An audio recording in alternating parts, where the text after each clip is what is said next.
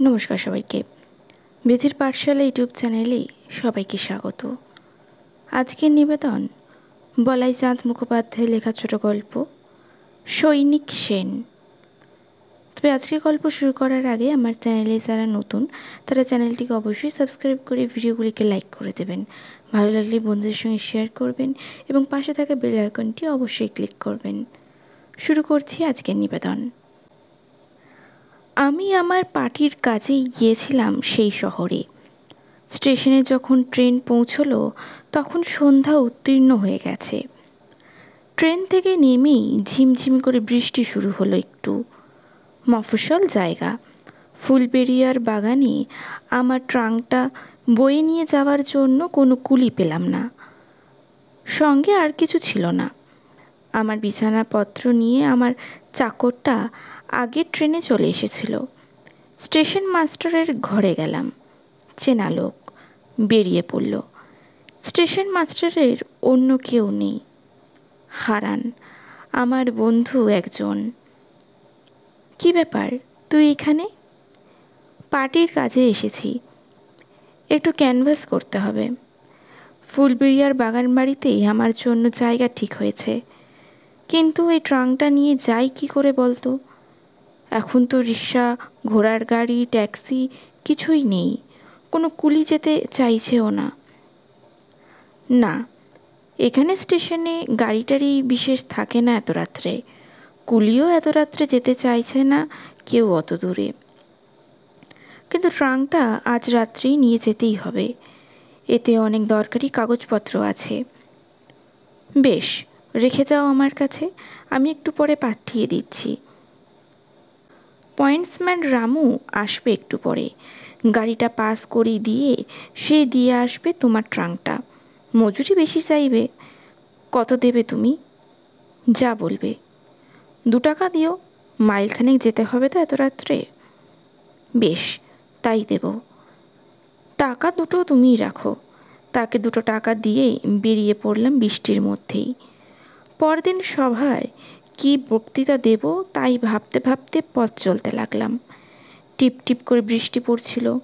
পথ চলতে খুব অসুবিধা হচ্ছিল না, কিন্তু ভিজে গেলাম বেশ। আশা ছিল আমার চাকর হরু নিশ্চয়ই সব ব্যবস্থা করে রেখেছে, গিয়ে 1 কাপ চা অন্তত পাবো। ফুলবেরিয়ার রাস্তা আমার অচেনা নয়, আগে 2-1 বার এসেছি। ট্রচ চেলে চেলে পথ হাঁটতে হচ্ছিল অবশ্য, কারণ পাড়াগা জায়গা, রাস্তা কোনো আলো ছিল না। স্টেশন থেকে বেরিয়েই ব্যাঙের শব্দ শুনতে পেলাম, তার সঙ্গে বিল্লি ধ্বনি। রাস্তার দুধারে অন্ধকার মাঠ, মাঠের ওপারে অন্ধকার আরও পুঞ্জীভূত, সম্ভবত ওগুলো ঝোপঝাড়, বন জঙ্গল। কিছুক্ষণ পরেই গোঙানি কান্নার শব্দ শুনতে পেলাম একটা। দাঁড়িয়ে পড়তে হলো। দেখতে পেলাম স্তূপাকৃত কালো কি যেন একটা এগিয়ে আসছে আমার দিকে। গায়ে কাঁটা দিয়ে উঠল, কিন্তু পরক্ষণেই হাসি পেল নিজের অজ্ঞতায়। একটা মোষের গাড়ি প্রচুর বোঝা নিয়ে মন্থর গতিতেই এগিয়ে আসছে। ফুলবেরিয়া এখান থেকে কতদূর বলতে পারো?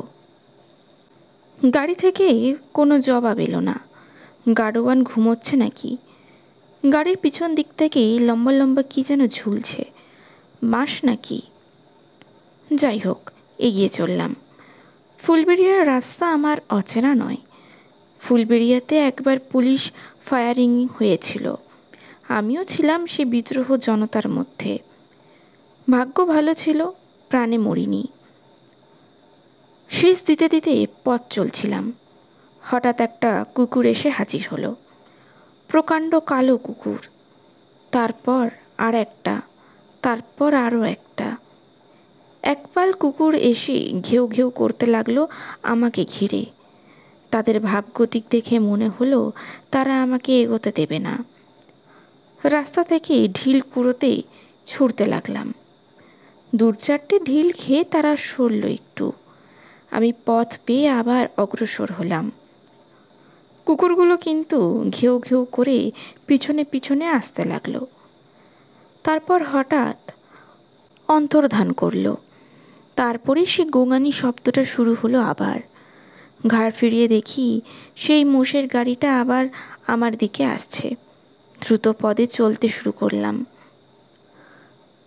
ফুলবেড়িয়ায় একটা বাগান বাড়ি, আশেপাশে প্রচুর জায়গা আছে, অনায়াসে সেখানে মিটিং হতে পারে। তাই আমাদের পার্টি থেকে ঘরটা ভাড়া নেওয়া হয়েছিল। একমাত্র অসুবিধা স্টেশন থেকে দূর। দ্রুত পদে চলছিলাম। ঘাড় ফিরিয়ে দেখলাম মোষের গাড়িটা ঠিক আমার পিছু পিছু আসছে। ঢাকা থেকে যে শব্দ হচ্ছে তা যেন বহু মানবের মর্মস্তুত ক্রন্দন। আবার গায়ে কাঁটা দিয়ে উঠল। মনে হলো ওটা মোষের গাড়ি তো। ছুটতে লাগলাম। ফুলবেড়িয়ার বাগান বাড়ির কাছাকাছি যখন এসে পৌঁছালাম তখন ঝড় উঠল একটা, প্রচণ্ড ঝড়। ঝড়ের বেগে পড়ে গেলাম মাটিতে। আবার উঠলাম। এবার এগোতে চেষ্টা করলাম। আবার ফেলে দিলে আমাকে। ঝড় নয়, যেন একটা দৈত্য কিছুতেই এগোতে দেবে না আমাকে। কিন্তু আমি সৈনিক সেন, দম্বার ছেলে নই। হার মানি না কারোর কাছে। আমি এগোবই। মাথা হেঁট করে হামাগুড়ি দিয়ে চলতে লাগলাম। ঝড় আমার পিঠের উপর দিয়ে বয়ে যেতে লাগলো। তারপর হঠাৎ আবার থেমেও গেল।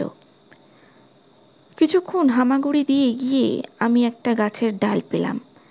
ঝড়েই উড়িয়েই এনেছিল সেটা সম্ভবত। সেটা সংগ্রহ করে নিলাম। ফুলবেড়িয়ার বাগান বাড়িতে পৌঁছে দেখি বাড়িটাকে ঘিরে অসংখ্য কুকুর ডাকছে। সব কালো কুকুর। তাদের সম্মিলিত চিৎকারে একটা অর্থই ধ্বনিত প্রতিধ্বনিত হচ্ছে অন্ধকারে। দূর হয়ে যাও, দূর হয়ে যাও, দূর হয়ে যাও। হাতের গাছের ডালটা ছিল, সেইটাই আস্ফালন করে এগিয়ে গেলাম। সামনে যে কুকুরটা ছিল মারলাম ডালটা দিয়ে। মেরে আশ্চর্য হয়ে গেলাম। ডালটা যেন হাওয়ার ভিতরে এসে গেল। কুকুর নয়, কুকুরের ছায়া মূর্তি। শনশন শব্দ হলো মাথার উপর। উপরের দিকে চেয়ে দেখি অসংখ্য বাদুর ঘুরপাক খাচ্ছে। হুর হুর হুর। চারদিকে কপাট বন্ধ করে হুর বসেছিল। আমার ডাক শুনে কপাট খুলে বেরিয়ে এলো। দেখলাম ঠকঠক করে কাঁপছে। মুখে রাম নাম, হাতে টিফিন ক্যারিয়ার। এ ভুতুরে বাড়ি বাবু, চলুন এখান থেকে পালাই। এসে আপনার বিছানা করে রেখেছিলাম, সব তছনছ করে দিয়েছে। বালিশ ছিঁড়ে একাকার করেছে, বাসন কোসন ভেঙে চুরমার করেছে। এই টিফিন ক্যারিয়ারে 2 প্লেট টোস্ট আছে আর 2টো ডিম সিদ্ধ আছে। সেইটি হাতে করে আমি ক্রমাগত রাম নাম করে যাচ্ছি। তাই আমাকে ছুঁতে পারিনি ওরা। উফ বাবারে! সঙ্গে সঙ্গে টিফিন ক্যারিয়ারটা পড়ে গেল মাটিতে। আমার হাতে লাথি মেরেছে। রাম রাম রাম। আপনি রাম নাম করতে করতে খেয়ে নিন এগুলো বাবু। আমি কিন্তু সে অবসর পেলাম না। কে যেন আমার নাকের উপরে ঘুষি মারলে একটা। তাল সামলাতে না পেরে পড়ে গেলাম আমি। নাক দিয়ে রক্ত কিন্তু পড়ল না।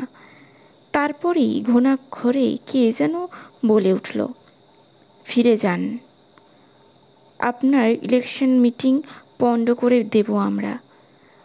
আমি সৈনিক সেন, দম্বার ছেলে নই। উঠে দাঁড়ালাম। ঠিক এই সময় স্টেশন থেকে রামু এসে হাজির হলো আমার ট্রাঙ্কটা নিয়ে।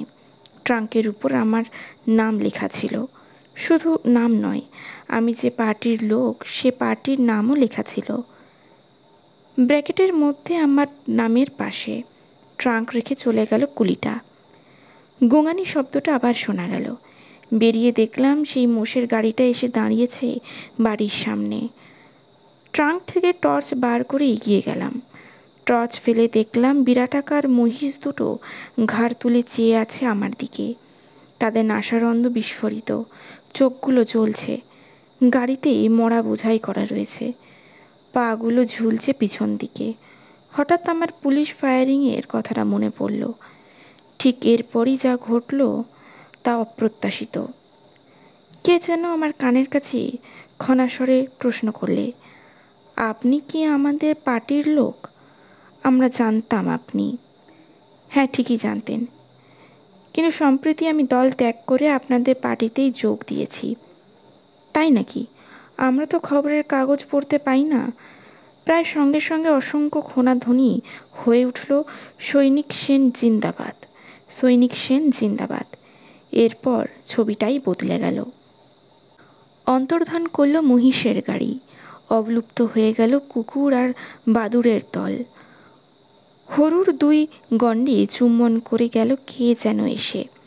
তারপর যা হলো তা আরও চমকপ্রদ। খাবার টেবিলে কে যেন বিছিয়ে দিয়ে গেল দামি একটা টেবিল ক্লথ, আর তার উপর সাজিয়ে দিয়ে গেল চব্যচর্ষ লৌহপেয় সব রকম। পরিতৃপ্তি সহকারে আহার সমাধা করলাম। তারপর ঘুমালাম দুধ ফেনিনভ শয্যায়। জাদুমন্ত্র বলে সব যেন হয়ে গেল। আজকে গল্পটি কেমন লাগলো কমেন্টে অবশ্যই জানাবেন। ভালো লাগলে লাইক করবেন, বন্ধুদের সঙ্গে শেয়ার করবেন এবং আমার চ্যানেল নতুন হয়ে থাকলে চ্যানেলটিকে অবশ্যই সাবস্ক্রাইব করবেন। নমস্কার।